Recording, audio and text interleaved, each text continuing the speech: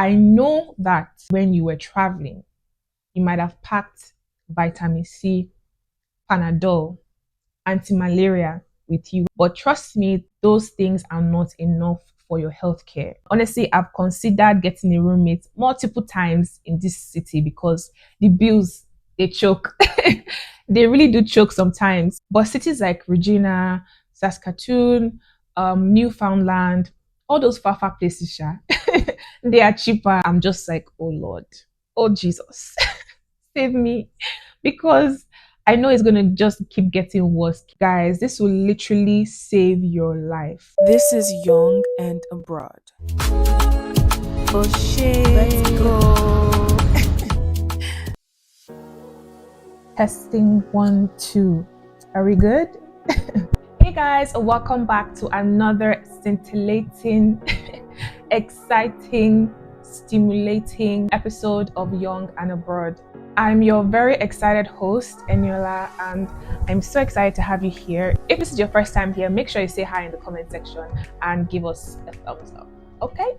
So if you're watching the video version, I'm sure you can already tell that it is just me in this episode. We are going to be having a one-on-one conversation. And I just felt like now is a good time to talk about how to survive living as a new immigrant. Because literally from the moment you land, you enter survival mode. You might not even realize it, but literally you are in a new country, you don't really know people, you don't know anything that's going on. There's a lot. It's a lot. So in this episode, we're going to be going through a few survival tips that I feel will be helpful, things that I did and things that I wish I knew about when I just moved to Canada. So sit back, relax, and enjoy. Okay? Let's get into the first tip. This one is honestly something that I don't really hear people talk about when the topic of how to survive, as a new immigrant comes up. Sorry guys, I'm using natural light. So if the light in the video is shaky, that's why the sun is literally moving around. I'll call this first tip holding God tightly. Guys, it is so important. Like, this is something that I keep learning, especially as a new immigrant. God is all you have. Like, God is the one sure thing that you have. There's a lot of uncertainty, a lot of change going on, and it's a lot to keep up with. Holding God tightly would bring so much peace on this journey. It would help you enjoy ease. Things that you would typically struggle for, you will just see a lot of favor. Interestingly, in the devotional I was listening to this morning, it's a YouTube devotional called T30. And one of the anchor scriptures was the Bible verse that talks about how it is not of him that willeth, it is not of him that runneth, but it is God that shows mercy. I'm going to put it on the screen so you guys can check the Bible verse out. And the way that it just hit me, because facts, like, it's not enough to want to succeed. It is not enough to, put in the work and grind and work hard. A lot of people are grinding, a lot of people are working hard, but things are not working for them. There are situations that I've gone through on this immigration journey that I genuinely thought would end me. Like, I thought I would not survive, but I am standing here, I am seated here by the mercy of God and by the grace of God. So yeah, I'll just say, don't undermine God's mercy on this journey.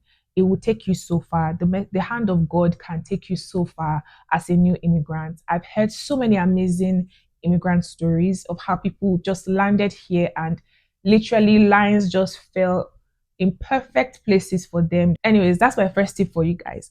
Hold God tightly, because you get why. Second tip for survival: understand the cost of living of the area that you are moving to. So Canada is very big. Each province is so massive. So the lifestyle, the cost of living is very, very different within each province. Even within each city, you will still find that some areas are more expensive than others. So knowing this ahead of time will just help you save a lot of money. Cities like Vancouver, Toronto, Victoria, they are very expensive, or they are known to be very expensive in Canada. That is in terms of rent, food.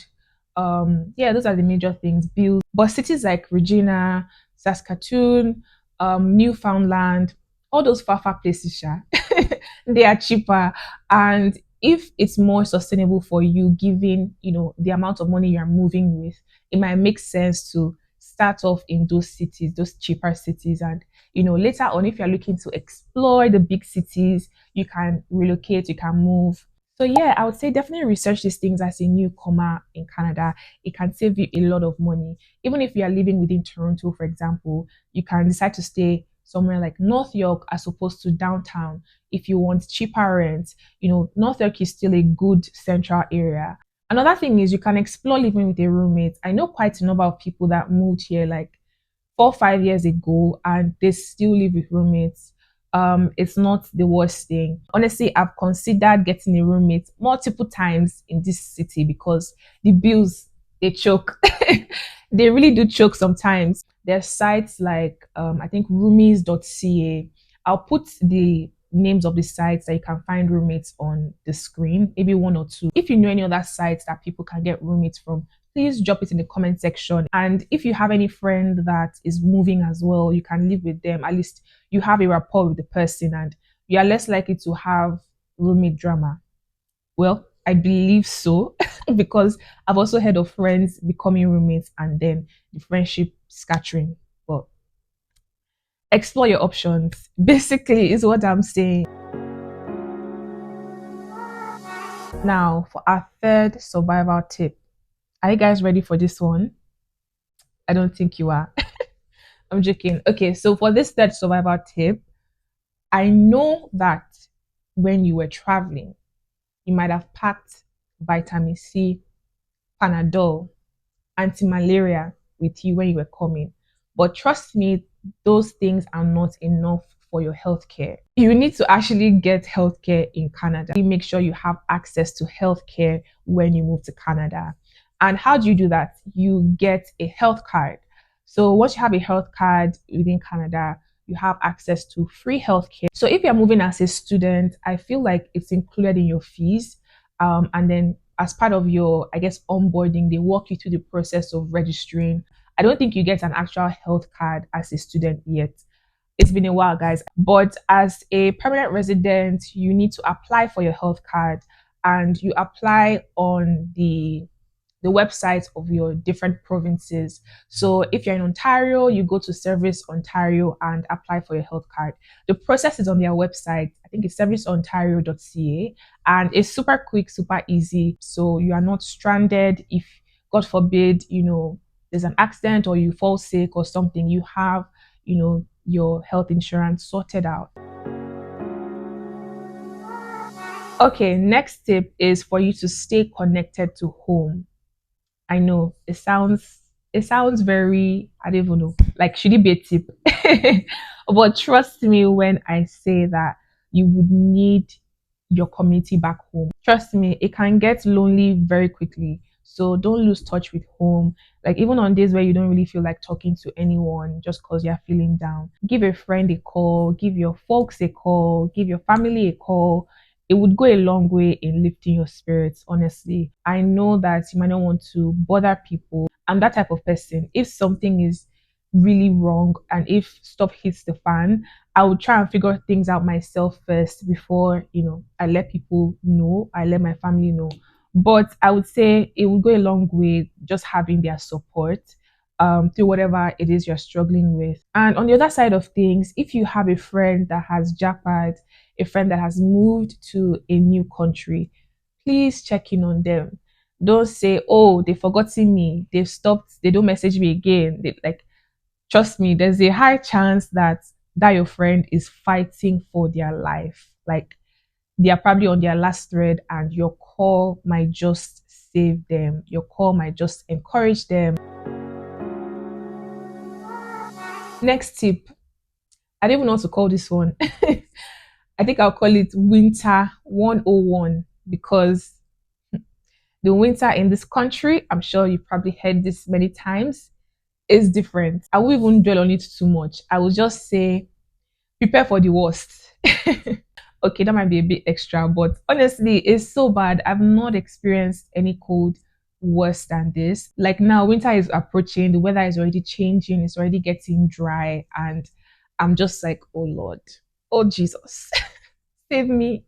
Because I know it's gonna just keep getting worse, keep getting colder. Oh, that's another thing to look out for as a new immigrant. You don't want to stay somewhere that is extremely cold. If especially if you're like me and you and cold are not friends. Yeah, just avoid the extra cold cities.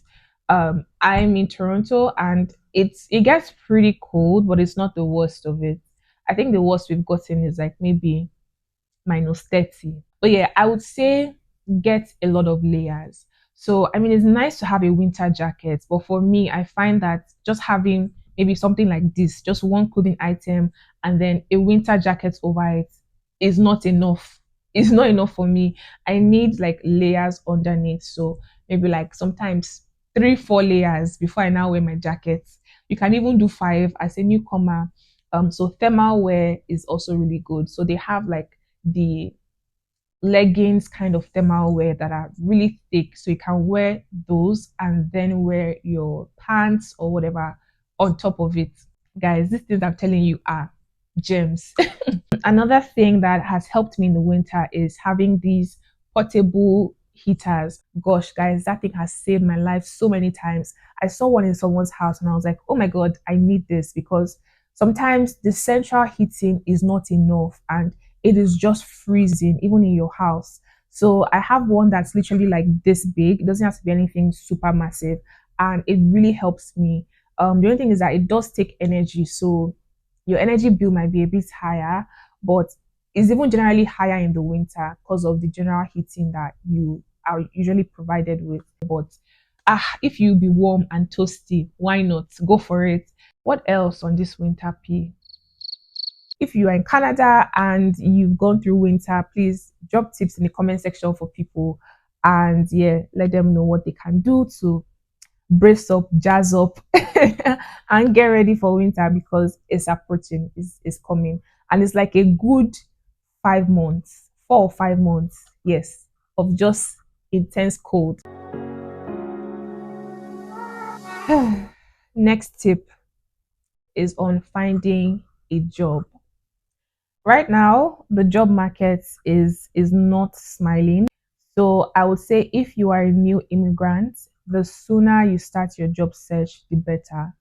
So if you've not even moved yet and you are prepping, I would say start to do interviews from your home country. So start interviewing even before you move down to Canada. It will just make life easier for you.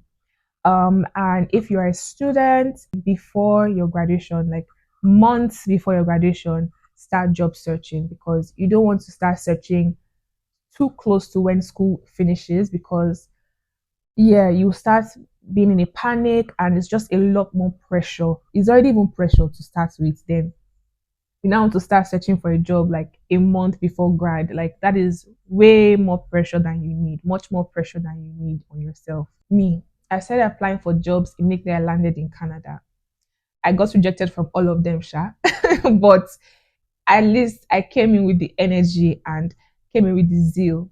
So I think I'm going to bring a guest, maybe in the HR field, just talk about how to navigate the job market in Canada, especially today, because I feel like it's something that we really need to talk about. But two things I will just say are, leverage resume templates online that are specific to Canada, specific to your industry. And then another thing I'll say is leverage job fairs. So I've attended a few job fairs and it was just good to have face to face, one on one conversations with many recruiters at the same time. So different companies have their own stands at the job fairs, and you get to just move around, talk to them, hand them your resume, and things like that. I know someone that went to a job fair last year and got a job. Yeah. One more thing that might help you getting a job is developing a skill. So you can look out for skills that are relevant to your industry. You can even develop a language skill, learn a new language. Gosh, that's something I've been wanting to do for the longest time. And I honestly need to get on it. So I don't know if you guys know this, but as a Canadian permanent resident, you have access to free French classes. So you can learn French for free. And it's an amazing program that I actually want to take advantage of. I've just been posting it. Things have been super busy, but yeah, something you should look into if you have the time. Next tip, I'm not even sure what tip number this is. I've lost count. But our next tip is building a social network. Guys, this would literally help you survive, to literally save your life. I'm talking from personal experience because being around people that even just remind me of home within Canada has helped me stay grounded. Yeah, I think that's how I would just describe it. That it's helped me, you know, just stay sane. I'm surrounded by so much love. I'm so grateful for the small community of friends that I have here, not too many. And honestly, I'm okay like that. Not to say that I'm not open to meeting new people. I'm always, open to meeting new people, but I'm also very cautious when it comes to friendships because yeah, story for another day. But yeah, I'll just say build a social network. If you check out my last episode with Ediri, I'm going to link it up here. We spoke a lot about, how to make friends, how to build a social network. So check that out. And we are on our last tip. Drum roll, please. I don't know which drum sounds like that, but manage it. So this tip is basically get your finances in order because I feel like in Canada it's very easy for things to go left because there's so many bills to pay. There's a lot of, high taxes as well. Especially when you get your income, a huge chunk of it goes to taxes. So you need to be very, I guess, prudent with your money. Also, there's a lot of financial opportunities and benefits that both the government and your company, organizations within Canada provide, but they are not widely discussed per se. So you need to find out about these things. I actually have a video that goes into detail about finances a bit, and it's very much relevant to Canada. So I'm going to link it up. Make sure you check it out. And, a lot of people found it helpful. I got a lot of positive feedback from that video. Like, people were DMing me and letting me know that they found it so helpful. So please check it out.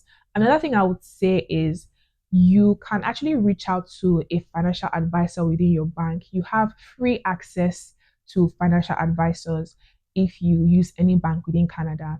All you have to do is call in and book an appointment with them, and then you can speak with them, ask them any questions that you have about finances, about building credit, and they would answer all your questions. They can even help you create a plan for your finances that makes sense and is most reasonable for your current, I guess, financial status or financial position. So yeah, I would say really look into it. It's something that I've done like twice and I found it very helpful. First time was when I had just moved to Canada and it was so helpful. So many questions I had were answered by the person. I really hope these tips have been helpful. Let me know what you think.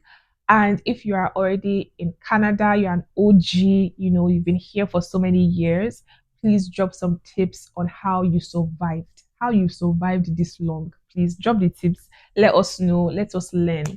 And yeah, that is it. I would see you guys in our next episode. Oh, wait. I want to just be going like that. Is it good? Please subscribe. Subscribe and give this video a thumbs up as well. I would really appreciate it. It goes a long way because the algorithm would push it to more people that actually need this video. Thank you guys. Bye.